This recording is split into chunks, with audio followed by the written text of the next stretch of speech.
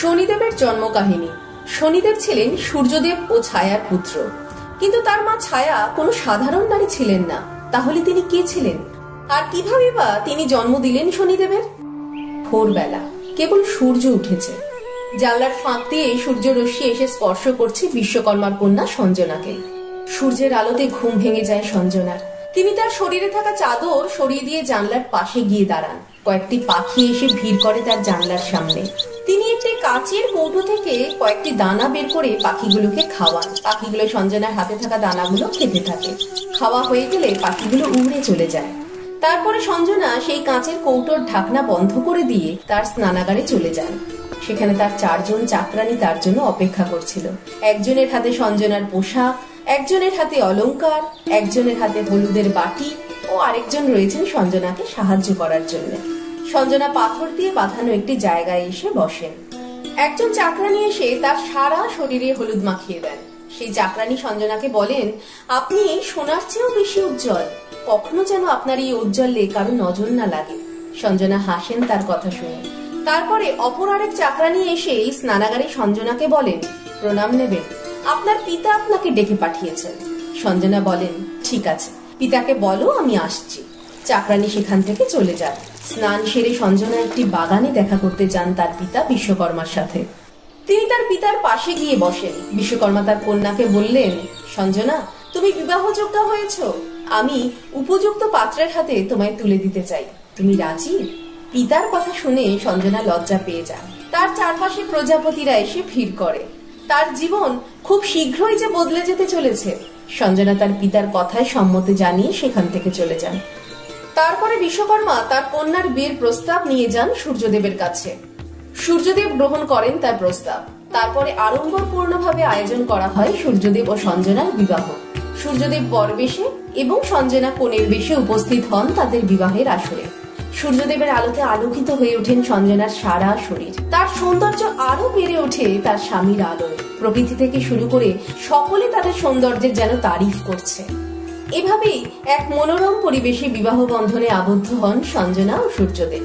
ফুলসজ্জার রাত থেকে শুরু করে বিয়ের পরে প্রথম কয়েকটি দিন খুব ভালোভাবেই কাটতে থাকে সঞ্জনা ও সূর্যদেবের। তারা পরস্পরকে এতটাই ভালোবেসে ফেলে যে তারা একে অন্যকে ছেড়ে থাকার কথা একেবারেই ভাবতে পারে না। এভাবেই তাদের দিন কাটতে থাকে। কিন্তু তারপরে বেশ কয়েকদিন পর সঞ্জনা হঠাৎ তিনি কাউকে কোনো আগাম খবর না দিয়ে পিতার বাড়িতে আসেন, সূর্যদেবকে না জানিয়ে। সঞ্জনা এসে পৌঁছালেন তার পিতার গৃহে। সেখানে উপস্থিত সকলে তাকে বরণ করে নেয়।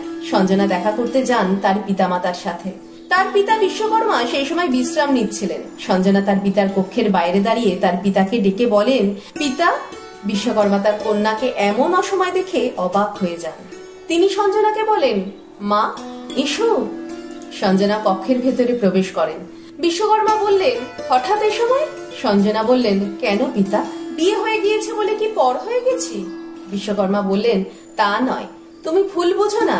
এসো, বসো আমার পাশে। সঞ্জনা বিশ্বকর্মার পাশে গিয়ে বসলেন।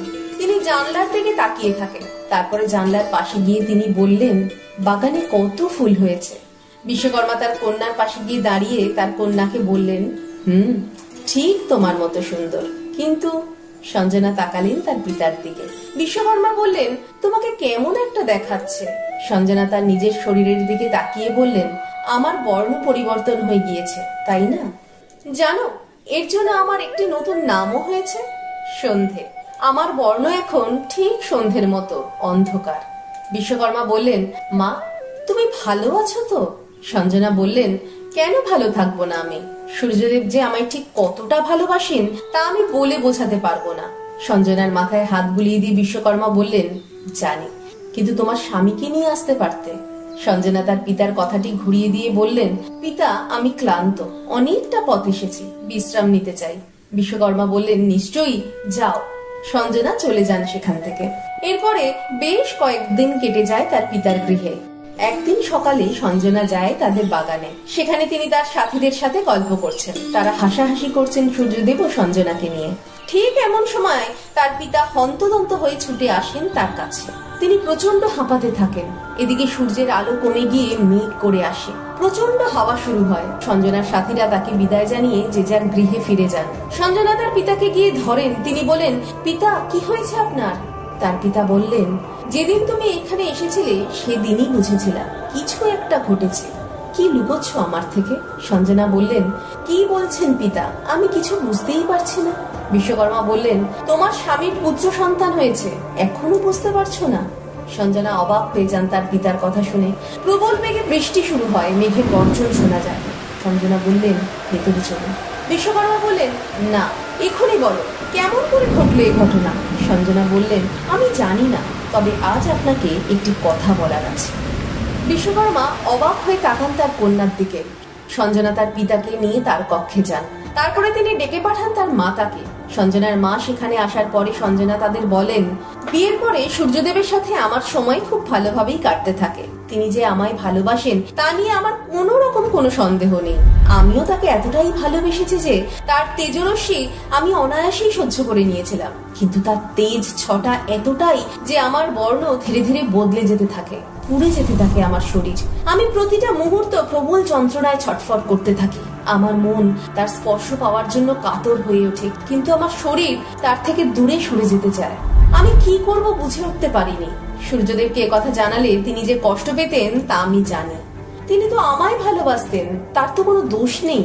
কিন্তু এদিকে তার স্পর্শ যে আমি আর সহ্য করতে পারছিলাম না, তাই আমি বাধ্য হয়ে সেখান থেকে পালিয়ে আসি।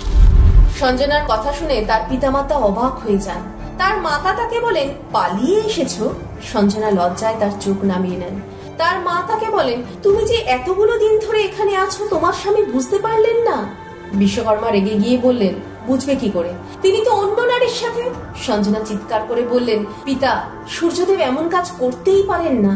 বিশ্বকর্মা বললেন, ও তাই? তাহলে তার পুত্র সন্তানকে তিনি নিজের হাতে তৈরি করেছেন? সঞ্জনা বললেন, পুরো ঘটনা আদেও কি আমি জানি না। পুরো ঘটনা জানতে হলে আমায় সেখানে যেতে হবে, কিন্তু আমি যা জানি তা বলতে পারি। বিশ্বকর্মা বললেন, আরো কি বাকি আছে বলার? সঞ্জনা বললেন, আছে। আমি যে সূর্যদেবের কাছে নেই তা তিনি বুঝতেই পারেননি, কারণ এখানে আসার আগে আমি আমার এক প্রতিরূপ সৃষ্টি করে এসেছি, আর আমার সেই প্রতিরূপকেই তিনি তার স্ত্রী বলে মনে করেছেন। সঞ্জনার পিতামাতা অবাক হয়ে যান। সঞ্জনার মা বলেন, এসব তুমি কি বলছো? সঞ্জনা বললেন, আমি কয়েকদিন সূর্যদেবের থেকে দূরে থাকতে চাইছিলাম, তাই আমি আমার প্রতিরূপ ছায়াকে সৃষ্টি করে সেখানে রেখে এসেছি। কিন্তু সন্তান কিভাবে হলো এ বিষয়ে আমার কোনো ধারণা নেই। বিশ্বকর্মা বললেন, আর এক মুহূর্তও নয়, তুমি এখনই ফিরে যাবে তোমার স্বামীর কাছে। সঞ্জনা বলেন, তাই হবে, আপনি আমার ফিরে যাওয়ার ব্যবস্থা করুন। তারপরে সঞ্জনা ফিরে আসেন তার স্বামীর কাছে। তিনি যে ফিরে এসেছেন এ কথা সূর্যদেব বুঝতেই পারলেন না, কারণ সঞ্জনার প্রতিরূপ ছায়া ও সঞ্জনার মধ্যে কোথাও কোনো ফারাক নেই। সঞ্জনা যান ছায়ার কাছে। তিনি ছায়াকে একটি সদ্যজাত শিশুকে কোলে নিয়ে বসে থাকতে দেখেন। সঞ্জনা প্রচন্ড রেগে যান।